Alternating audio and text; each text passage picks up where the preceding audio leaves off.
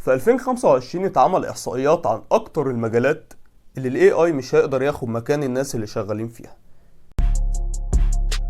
الاحصائيات دي بتقول ان من ضمن الناس دول هم الناس اللي شغالة في تخصص الاي تي والسايبر سيكيورتي.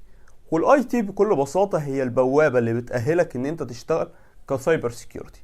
الناس بتوع الثغرات، الهاكرز والاسيكال هاكينج، والناس المتخصصة واللي بتاخد بيرميشن عشان تشتغل بشكل قانوني، هو البداية في مجال الاي تي. واغلب الناس اللي بتروح في السكة دي وبتكمل للسايبر سيكيورتي هم بيدافعوا مش بيهاجموا. وعشان كده انت بتبدأ من مجال الاي تي. مجال الاي تي مستحيل الاي اي ياخد مكانك لو انت شغال فيه، وده بسبب ان الاي اي مش هينزل بايده ويربط سلوك. الاي اي مش هينزل بايده ويخلي الكمبيوترز او الاجهزة اللي في الشركة اللي في المصنع اللي في المكتب تكلم بعض. دي شغلتك انت كمتخصص اي تي. وعشان تتعلم الاي تي صح وعشان تبقى متخصص، فاحنا بنبدأ بإدارة السيرفرات من خلال كورس اللي احنا بنشوفه دلوقتي على القناة، هو كورس ال MCSA. انا احمد هاني، متخصص امن معلومات وشبكات Vulnerability Analyst وحاليا باك باونتي. من خلال الكورس ده ومن خلال 26 فيديوز ان شاء الله هنتعرف على طريقة ادارة السيرفر، ما هي الشبكة، ما هو البروتوكولز، ما هو كل ما يخص مجال الاي تي. طيب دلوقتي انا درست فعلا ال MCSA، وبعد ما خلصت دراسة ال MCSA بقى السؤال المهم، هل اقدر اشتغل؟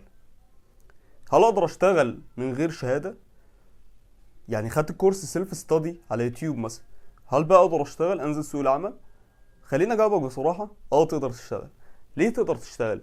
لان اول حاجة المرحلة الادفانسد كواليفايد ان انا اسرتف شهادات دي بتبقى في تايتل وظيفي، مش اللي هو بخش المجال. دخلة المجال ممكن حد يذاكر سيلف ستادي وده عادي جدا وبيحصل كتير، وبعد ما يذاكر يتقدم لشغل وبالفعل يتقبل، ويتقبل في وظائف زي اي تي هيلب ديسك، اي تي سبورت، وتكنيكال سبورت. وده اللي بيأهلك ليه كورس ال MCSA من خلال دراسته، ان انت تقدر تشتغل في الوظائف دي. وكبداية مجال وان انت تبدأ بواحدة من الوظائف دي بتبقى حاجة محترمة جدا، وبتاخد اكسبيرينس محترمة اكتر، ان انت خبرة وبتبني نفسك واحدة واحدة بتتدرج في السلم الوظيفي. ومن خلال شغلك بتقدر بقى ان انت تسرتف، تعلي التايتل، تروح لتايتل تاني خالص انت بقى وشطارتك في المجال. فمن خلال دراستك لل MCSA على نتوركيت ان شاء الله هتقدر ان انت في نهاية الكورس تتقدم الوظائف دي، وربنا ان شاء الله يكرمك. وخلي بالك الراجل التكنيكال اللي هيعمل معاك المقابلة بعد ما تخلص، الراجل ده كل اللي همه كواحد فريش جاي السوق وجاي يبدأ معايا ان هو يكون بيعرف بالبلدي كده يدور المكنة. انت بتعرف تعمل الشغل اللي هيطلب منك ولا ما بتعرفش؟ ما بتعرفش، انا مش هيفيدني لو انت معاك شهادات كتير، لو معاك شهادات الدنيا كلها مش هستفاد منك. لكن لو بتعرف، اهلا وسهلا بيك كفريش، وبعد كده انا هطور منك. هو ده بيبقى فكر الراجل التكنيكال اللي بيعمل معاك المقابلة. والله الموفق. دلوقتي بقى حابب اكلمكم عن حاجة، احنا هنشتغل ازاي، الماتيريال اللي هنشتغل منها. انا الفت كتاب في ال MCSA. الكتاب هو منهج مايكروسوفت، لكن التجميعة انا اللي مجمعها هنا على قناة نتوركيت. ده الكتاب بتاعنا. الكتاب بتاعنا هنشرح فيه كل حاجة، كل حاجة، virtualization، WSOS، VPN، باك اب، كل حاجة تخص الاكتيف دايركتوري سيرفر، كل حاجة تخص الاكتيف دايركتوري سيرفيسز، كل حاجة، كل ما تتخيله. بمجرد ما تخلص ان شاء الله هتكون قادر ان انت تجمع نفسك، تهيئ نفسك، تشتغل، وتروح ان شاء الله تتقدم وتتقبل في اي وظيفة. مش هطول عليك، تعال نشوف مع بعض البلان بتاعتنا، تعال نشوف الرود ماب بتاعتنا عشان نبدأ شغل على طول عملي من الفيديو الجاي.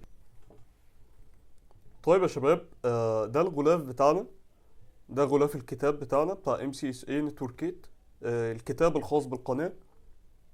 دي المقدمة، هيتشرح كامل ان شاء الله في الفيديوهات الجاية بإذن الله.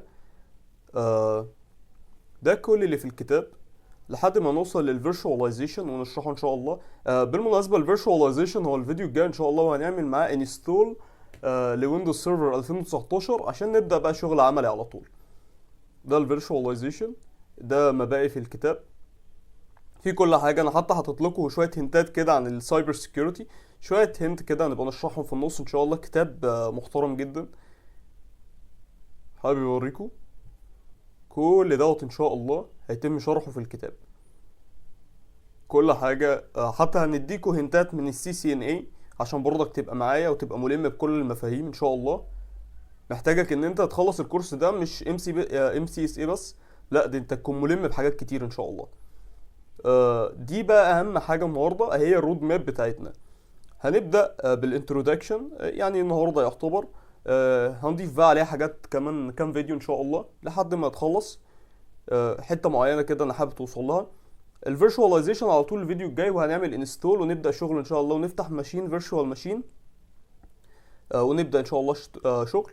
بعد كده هنعمل انستول ويندوز 10، بعد كده اكتيف دايركتوري دومين سيرفيسز، وبعد كده جروب بوليسي، شير بيرميشن، ديسك كوتا، كل حاجه، دي ان اس، دي اتش سي بي، في بي ان، دبليو سوس، دبليو دي اس، باك اب. هاخدك في رحله كبيره قوي ان شاء الله نمشيها مع بعض لحد ما تخلص وتكون جاهز ان شاء الله ان انت تقول انا تمام، انا مش محتاج حاجه تاني في الام سي اس اي، انا تمام، انا جاهز ان انا اشتغل كفريش او انزل بقى بقلب جامد كده وابدا ان شاء الله ادور على وظيفه واتوكل على الله وربنا ان شاء الله يوفقك، والله الموفق المستعان. ده كان الفيديو بتاعنا النهارده، اتمنى ما اكونش تقلت عليكم في حاجه، اتمنى الدنيا تكون فليكسبل ومرنه وبسيطه، وان شاء الله في الفيديوهات الجايه الدنيا هتوضح والدنيا هتبقى احلى من كده بكتير ان شاء الله. اشوفكم الفيديو الجاي، انا مبسوط جدا ان انا معاكم في الكورس والرحله دي، ويا رب انتوا كمان تكونوا كده. السلام عليكم، ولا تنسوا نشر العلم، واشوفكم الفيديو الجاي.